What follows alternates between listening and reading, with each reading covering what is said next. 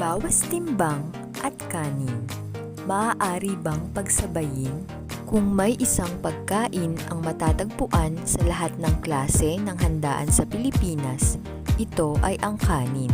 Sa lahat ng okasyon na may kainan, hindi pwedeng walang kanin na nakahain sa hapag. Bukod sa mismong sinaing na kanin, paborito rin nating mga Pinoy ang lugaw, champurado, biko, at iba pang mga kakaning may sangkap na malagkit na bigas. Ngunit dahil dumarami na rin ang mga health conscious, kagaya ng ilang may sinusundan na ketogenic o keto diet plan, naglabasan na ang iba't ibang artikulo tungkol sa hindi magandang dulot ng kanin sa kalusugan. Ayon sa mga ito, ang kanin daw kasi ay mayaman sa calories at mataas ang bilang ng starch content, kaya nakakadagdag sa timbang ng tao.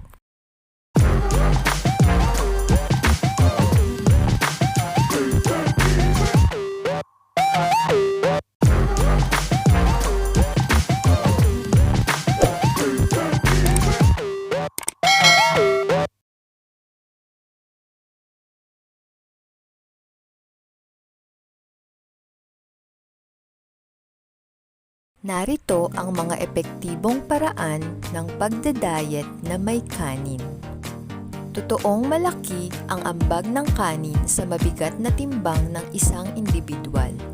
Pero hindi ibig sabihin nito ay kailangan ng umiwas dito palagi kung nais magpapayat.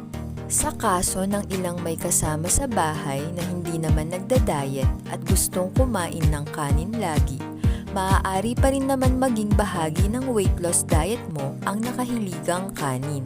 Ang kanin ay mababa rin sa fat content, madaling tunawin, gluten-free at mayaman sa vitamin B.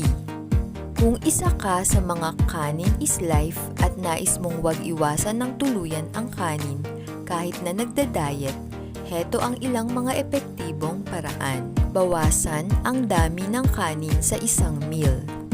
Ito na marahil ang pinaka-straightforward na paraan upang ma-enjoy pa rin ang kanin kahit na nagbabawas ka ng timbang. Kung mas mababa na ang carbohydrate at calorie intake mo dahil mas konti ang kanin, mas madali mo na rin itong masusunog. Kung dati ay isang cup of rice ang kasama ng isang meal mo, maaari mong umpisahan na kalahatiin muna ito bago bawasan palalo habang tumatagal.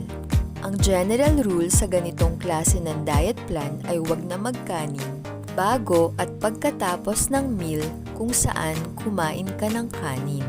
Sabayan ng marami at iba-ibang klase ng gulay.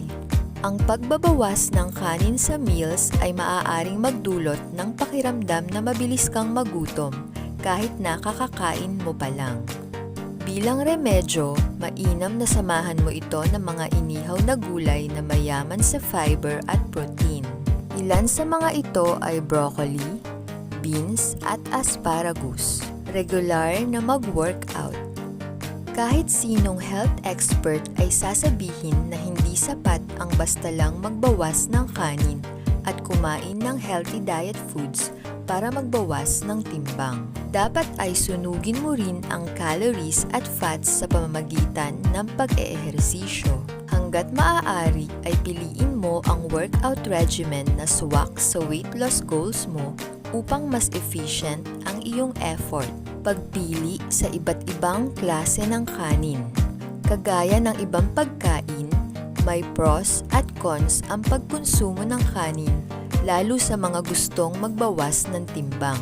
Maliban sa pag-control sa dami ng kanin sa iyong diet, dapat ay piliin mo rin ang klase nito na pinakaakma sa weight loss. Ayon sa isang eksperto, mas mataas ang fiber content ng hand-pounded rice, red rice at brown rice dahil hindi pa sila napoproseso kaya hindi pa natatanggal ang outer layer nito na nagko-contain ng karamihan sa fiber ng bigas. Kaya naman mapapansin na marami sa mga tips on how to lose weight ang nagre-rekomenda na kumain ng iba't ibang colored rice varieties kaysa sa white rice dahil sa angking bitamina, minerals at antioxidants nito.